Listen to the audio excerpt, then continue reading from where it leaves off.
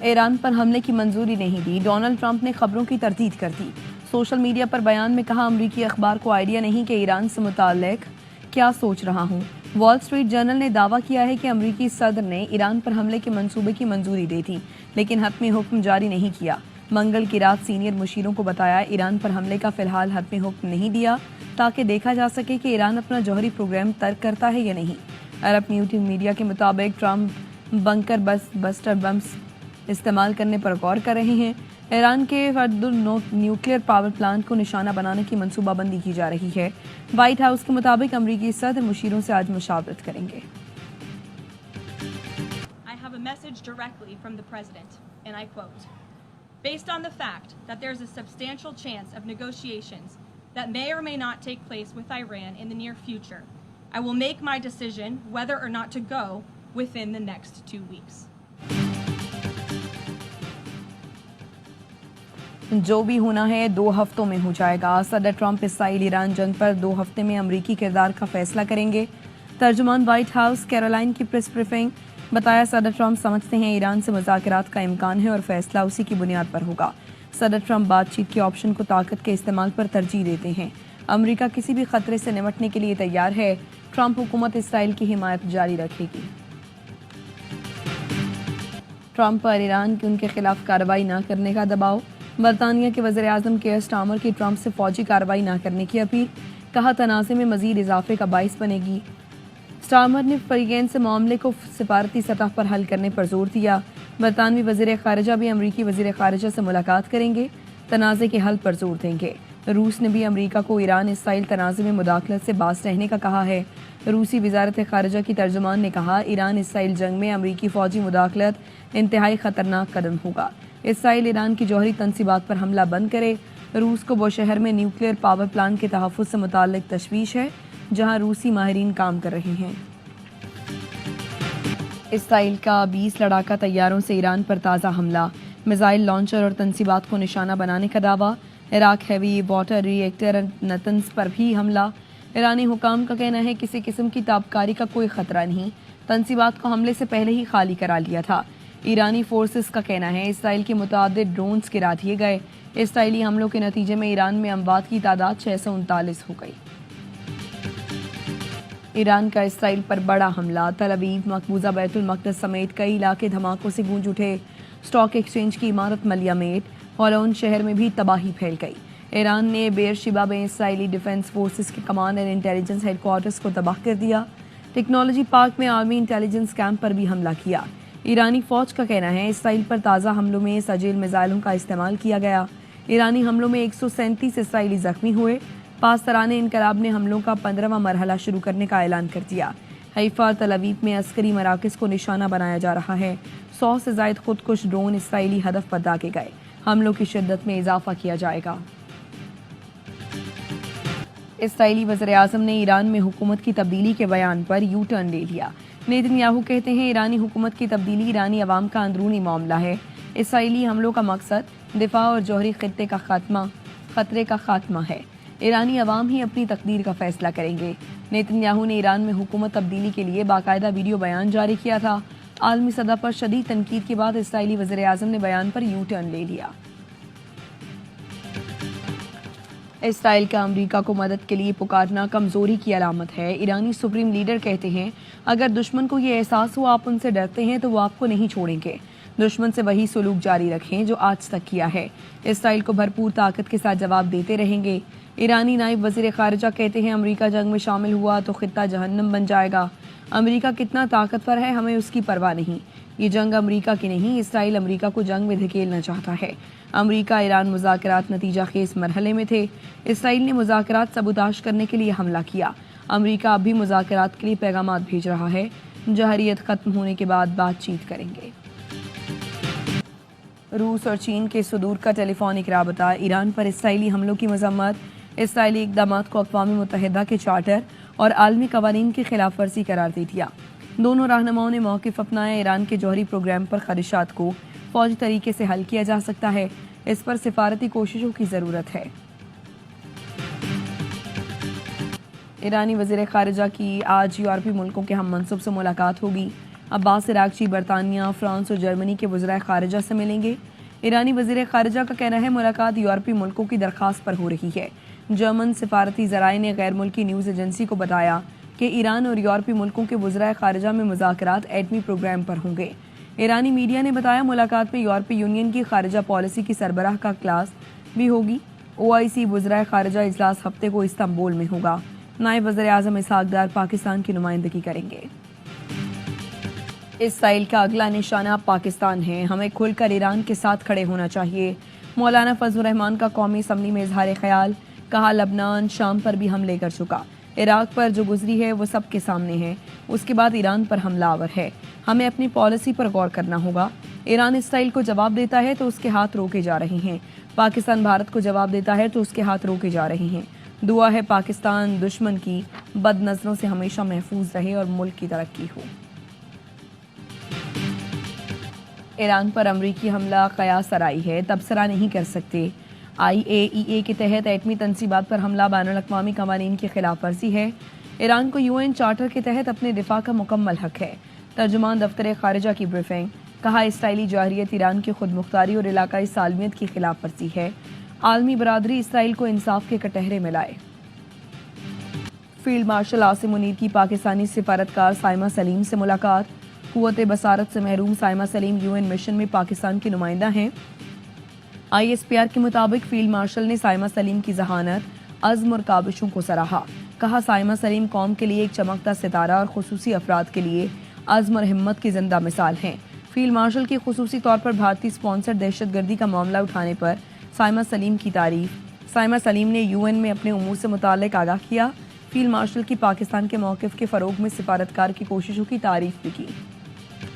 Field marshal Asim Munir اور صدر Trump کی ملاقات پاک امریکہ تعلقات میں ایک سنگ میل ہے۔ وزیر دفاع خواجہ آصف کہتے ہیں پاکستان کی اہمیت نمایاں ہوئی، یہ موجودہ حکمرانی کی ہائبرڈ ماڈل کی کامیابی ہے۔ انقلابی تبدیلیاں وزیر اعظم شہباز شریف اور فیلڈ مارشل عاصم منیر کے تعاون سے ممکن ہوئی ہیں۔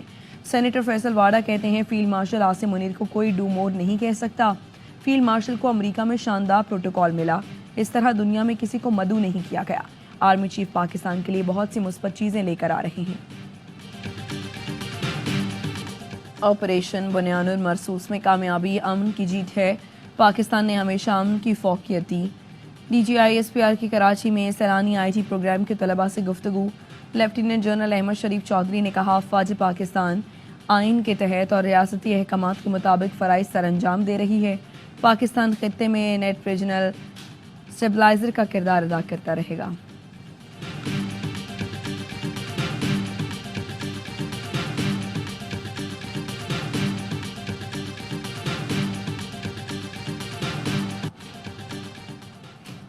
صدر مملکت آصف علی زرداری کا نیول ہیڈ کوارٹرز کا دورہ، پاک بحریہ کے چاقو چوبند دستے نے گارڈ آف آنر پیش کیا، صدر نے یادگار شہداء پر پھول رکھے۔ نیول چیف نے صدر مملکت کو میری ٹائم سیکیورٹی صورتحال سے آگاہ کیا، پاک بحریہ کی آپریشنل تیاریوں اور مارکہ حق میں کامیابیوں پر تفصیلی بریفنگ دی گئی۔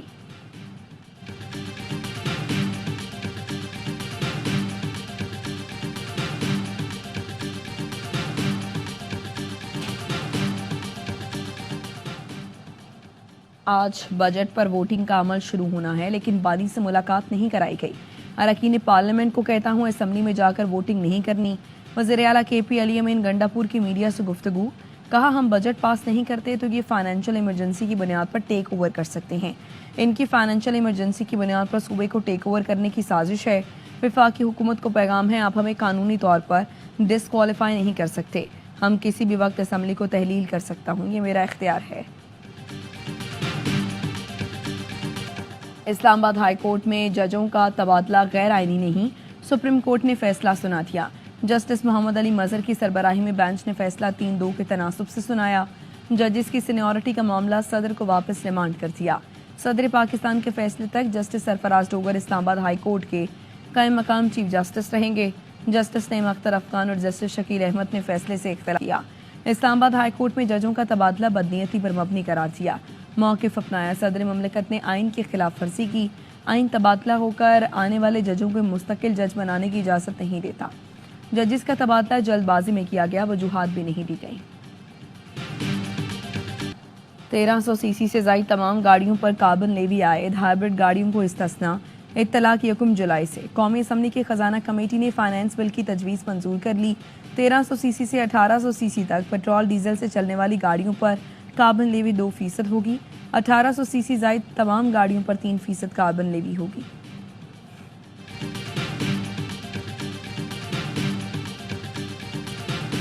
It is a shame that in 2025, over 56 million Pakistanis still live without electricity. Government, in its short-sightedness, has imposed tax on solar panels. We should not be punishing people for turning to solar energy. शर्म की बात है 2025 में भी लोग बिजली से महरूम हैं। ऊपर से हुकूमत ने सोलर पर टैक्स लगाकर उसे गरीब से मजीद दूर कर दिया। खातून अव्वल आसिफा भुट्टो जरदारी का कौमी असम्बली में इजहार ख्याल। कहा 2 करोड़ बच्चे स्कूल नहीं जाते। मुल्क में तालीमी इमरजेंसी की ज़रूरत है। बजट ऐसा होना चाहिए जिससे आवाम के लिए आसानियाँ पैदा हों।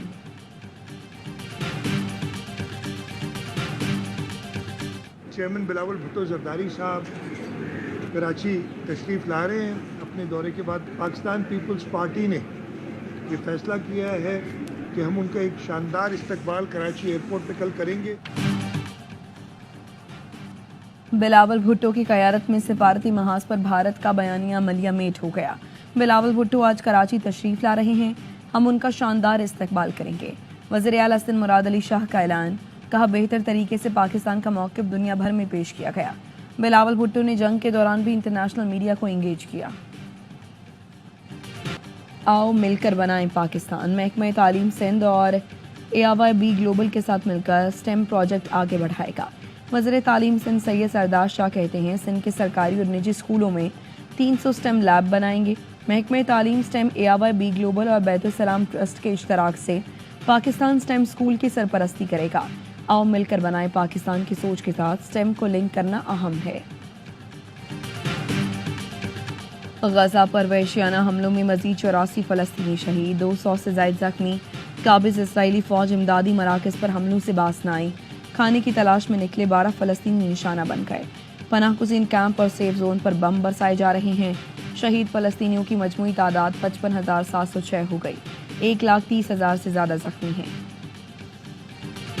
अजीम सूफ़ी बुजुर्ग हज़रत अब्दुल्ला शाह गाज़ी के उर्स का तीसरा और आखिरी रोज़।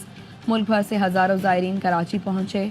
मज़ार पर हाज़िरी दी। अकीदतमंद फूल निछावर किए गए। ज़ायरीन ने ज़िक्र अज़कार नात ख़्वानी और महफ़िल समा में शिरकत की।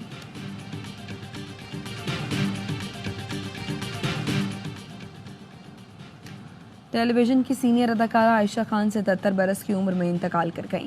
आयशा खान अदाकारा खालिदा रियासत की बड़ी बहन थीं। उनके मशहूर ड्रामों में अफशां, उरूसा, फैमिली, 93 और मेहंदी शामिल है।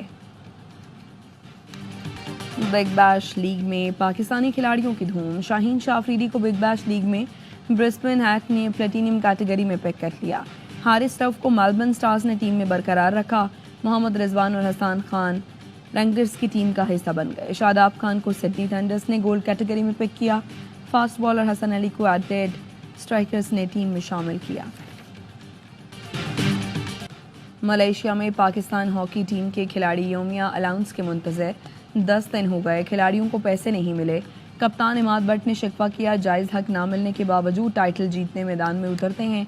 सबको मिलकर कौमी खेल के लिए आवाज़ बनना पड़ेगा। ऐसा ना हुआ तो पाकिस्तान हॉकी का वजूद मिट सकता है। एशियन वॉलीबॉल नेशंस कप में पाकिस्तान की लगातार दूसरी फतह। चाइनीज ताइपे को सनसनीखेज मुकाबले में 3-2 से शिकस्त दे दी। बहरीन में जारी इवेंट में कौमी टीम पहले ही क्वार्टर फाइनल में जगह बना चुकी है। और फीफा क्लब वर्ल्ड कप में दुनिया फुटबॉल के बड़े नाम रियल मैड्रिड और सऊदी टॉप क्लब अल हिलाल के दरमियान कांटे का मुकाबला। अल हिलाल ने सरप्राइज कर दिया। फेवरेट रियल मैड्रिड जीत हासिल करने में नाकाम। मुकाबला 1-1 से बराबर रहा।